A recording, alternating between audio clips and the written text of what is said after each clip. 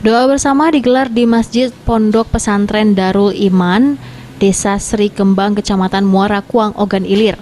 Kegiatan ini dilakukan agar pilkada di Kabupaten Ogan Ilir berjalan dengan lancar, sehat, aman, dan juga damai. Doa bersama dihadiri oleh tokoh agama, tokoh masyarakat, pimpinan dan santri Pondok Pesantren Darul Iman, Desa Sri Kembar, Kecamatan Ogan Ilir, serta anggota Polsek Muara Kuang. Kapolsek Muara Kuang, Ibda Henry Rozim, mengatakan doa bersama dilakukan di Masjid Pondok Pesantren Darul Iman dilakukan dengan mengikuti protokoler kesehatan.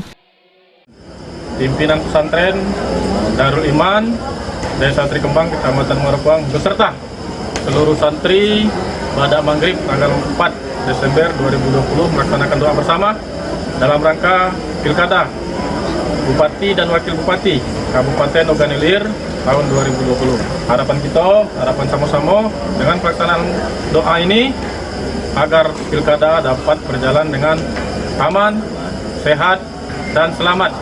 Amin. Amin.